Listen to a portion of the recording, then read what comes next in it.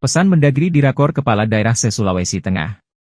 Palu, Kompas Sulawesi, Menteri Dalam Negeri RI, Muhammad Tito Karnavian dalam arahannya menyampaikan beberapa hal penting terkait realisasi penggunaan anggaran dan pertumbuhan ekonomi saat menghadiri rapat koordinasi bersama Kepala Daerah se-Sulawesi Tengah, di ruang Polibu Kantor Gubernur, Palu, Selasa, 5 Maret 2024. Mendagri menegaskan dan mengharapkan kepada seluruh kepala daerah di Provinsi Sulawesi Tengah, dapat menggunakan anggaran dengan seefisien dan seefektif mungkin untuk peningkatan kesejahteraan masyarakat. Saya berharap para kepala daerah dapat berinovasi dalam peningkatan pendapatan asli daerah, sehingga dapat menjadi daerah yang mandiri dalam segala hal, pintanya. Di sisi lain, ia juga meminta kepala daerah se-Provinsi Sulawesi Tengah untuk fokus mengembangkan sumber daya manusia.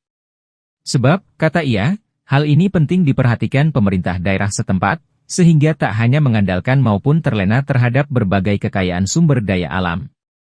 Karena itu, pemerintah daerah perlu memperkuat kebijakan pengembangan SDM, seperti melalui bidang pendidikan maupun kesehatan. Mohon betul, karena yang paling utama saya kira untuk daerah berkembang, lompatannya bukan pada sumber daya alam tapi pada SDM, kata Mendagri. Dirinya menyebutkan bahwa ada salah satu negara yang berhasil maju meski tidak memiliki sumber daya alam yang melimpah. Hal itu dapat tercapai salah satunya karena memperhatikan kualitas SDM. Sulawesi Tengah boleh kaya akan sumber daya alam, boleh kaya dengan nikelnya, tanah yang subur, danau posonya, lautnya yang indah, dan seluruh produk-produk agriculture maupun maritim, tapi kalau seandainya tidak diawaki oleh SDM yang unggul, yang terdidik, terampil, dan sehat, maka akan menjadi penonton di kampung sendiri, kalah dengan pendatang nantinya, jelasnya. Karenanya, kata Mendagri, seluruh stakeholder yang ada di Provinsi Sulawesi Tengah harus berani berinvestasi pada program penguatan SDM. Bahkan dirinya mendorong pemerintah daerah agar mulai memberikan program pendidikan gratis bagi generasi Sulawesi Tengah. Hal ini menjadi tantangan yang perlu dihadapi, sehingga kekayaan sumber daya alam tidak membuat daerah terlena dengan mengesampingkan SDM, ungkapnya. Lebih lanjut, ia menegaskan, di tangan SDM yang terampil, sehat, dan berwawasan luas potensi alam yang terbatas dapat dikelola secara optimal sehingga memiliki nilai lebih. Namun sebaliknya, di tangan generasi muda yang tidak sehat dan tak terdidik, potensi yang melimpah pun akan menjadi tidak ada artinya.